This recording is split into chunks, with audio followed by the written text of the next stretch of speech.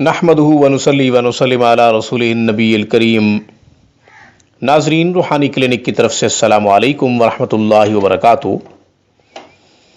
آج کی گفتگو میں ہم جادو کے لیے، جادو سے محفوظ رہنے کے لیے، جادو سے حفاظت کے لیے، جادو سے بچنے کے لیے ایک بہترین عمل پیش کر رہے ہیں۔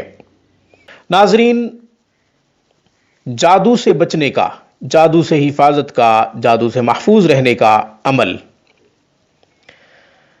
آپ ایسا کریں کہ بسم اللہ کے ساتھ سورۃ قلم کی آیت نمبر 45، آیت نمبر 45،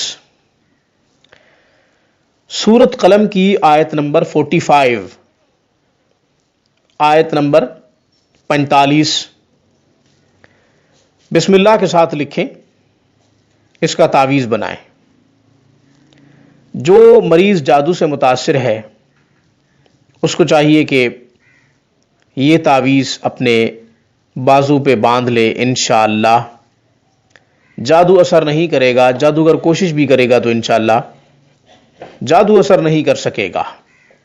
اللہ کے فضل و کرم سے جادو اتنا سخت ہوتا ہے کہ علاج کرنے والا خود پریشان ہو جاتا ہے، اور علاج کرنے والا کافی عرصے تک علاج کرتا رہتا ہے، اس کے باوجود دشمن مختلف طریقوں سے اٹیک کر رہے ہوتے ہیں۔ اگر یہ صورتحال ہو تو پھر کسی معالج سے رابطہ ضروری ہے، پھر علاج ضروری ہے، ٹریٹمنٹ ضروری ہے۔ اگر آپ سمجھتے ہیں کہ ہمارے اعمال سے آپ کو فائدہ ہو رہا ہے تو انشاءاللہ ہمارے علاج سے بھی آپ کو فائدہ ہوگا، ہماری ٹریٹمنٹ سے بھی آپ کو فائدہ ہوگا۔ آپ روحانی کلینک کا کوئی بھی وظیفہ اٹھا کے کریں، روحانی کلینک کا کوئی بھی عمل آپ کریں اپنے لیے، اگر وہ آپ کو فائدہ دے رہا ہے تو انشاءاللہ جس نے اجازت دی ہے، جس نے آپ کو یہ وظیفہ بتایا ہے، ان کا علاج بھی آپ کو فائدہ دے گا، ان کی ٹریٹمنٹ بھی آپ کو فائدہ دے گی۔ اس سے ظاہر ہو جائے گا کہ روحانی کلینک کا عمل آپ کو فائدہ دے رہا ہے، تو روحانی کلینک کا جو سربراہ ہے اگر وہ آپ کا علاج کرے گا تو آپ کو وہ بھی فائدہ دے گا انشاءاللہ۔ آیت مبارکہ بتا چکا ہوں، بخل نہیں ہے ہمارے اندر الحمدللہ، نہ ہی ہم اعمال چھپاتے ہیں۔